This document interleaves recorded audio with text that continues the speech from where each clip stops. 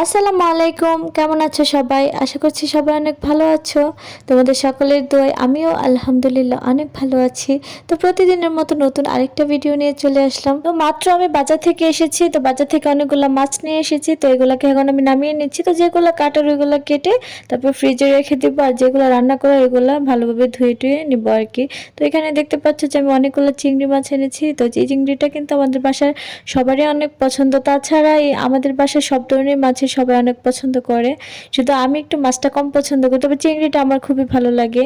তো এখানে আমি প্রায় 1 কেজির মতো চিংড়ি এনেছি। তো 1 কেজিতে এতগুলো মাছ হয়েছে, তো আমি সবগুলো মাছ নামিয়ে নিয়েছি। তো এটা হচ্ছে কি চিংড়ি যেন সঠিক নামটা আমার মনে নেই।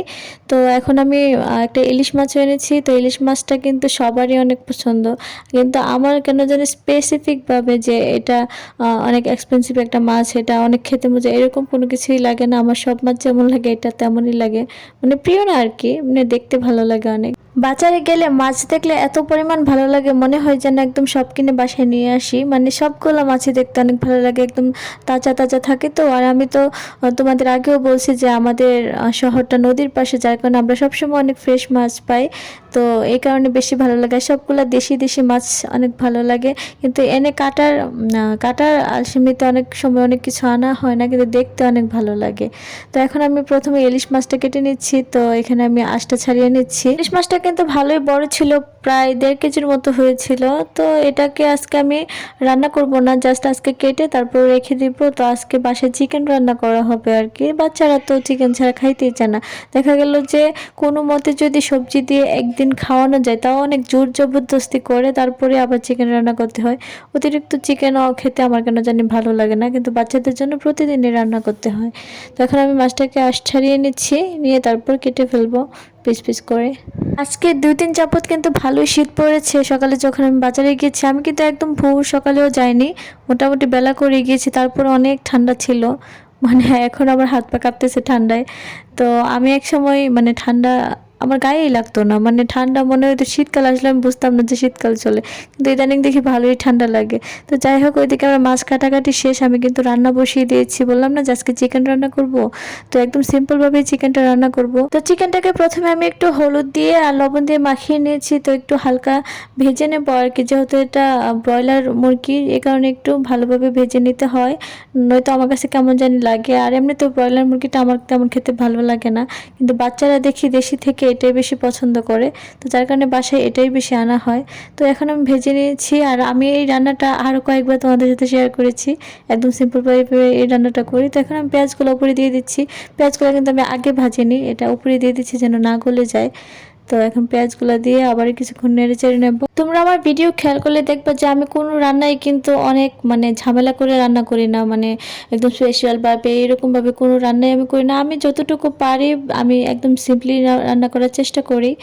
তো এটা হচ্ছে কথা। তো এখানে আমি পেঁয়াজের সাথে কিন্তু গরম মশলাগুলো দিয়ে দিয়েছি। তো এখন আমি দিয়ে দিচ্ছি হলুদ, মরিচ, ধনিয়া, জিরা, সবগুলা একদম একসাথে দিয়ে একটু হালকা পানি দিয়ে কষিয়ে নিব আর কি।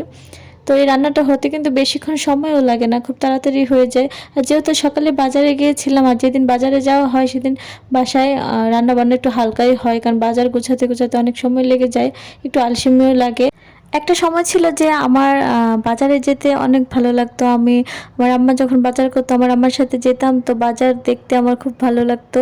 তো পরে দেখা গেল যখন নিজে সংসার হয়েছে, নিজে বাজারে যাই, তখন কয়েকদিন ভালো লাগলো, পরে আর ভালো লাগেনি।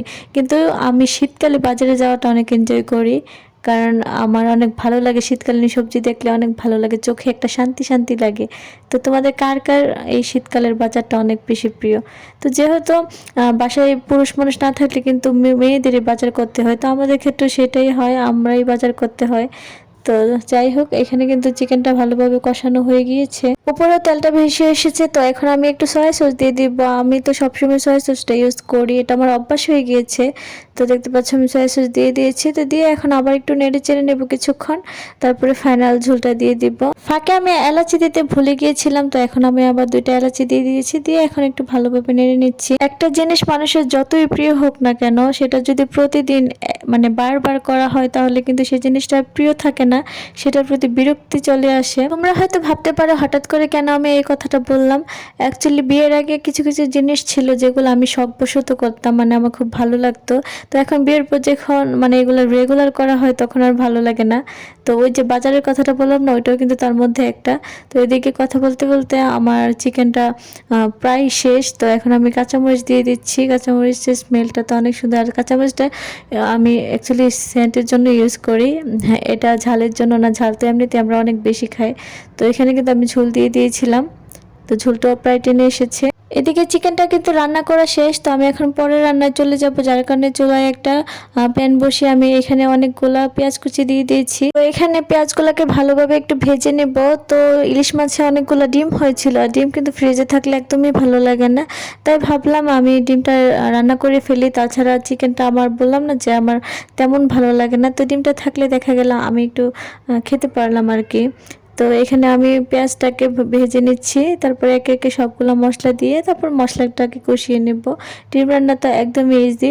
তাছাড়া মাছের ডিম কিন্তু অনেকে ভেজে খায়, কিন্তু আমার সেটা রান্না করে খেতে বেশি ভালো লাগে, যদিও আমাদের বাসায় সবাই ভেজে খাওয়াটাকে বেশি পছন্দ করে। মশলাটাকে ভালোভাবে কষিয়ে এখন আমি ডিমগুলো দিয়ে দিয়েছি। এখন ডিমটার সাথে একটু ভালোভাবে কষিয়ে নিব।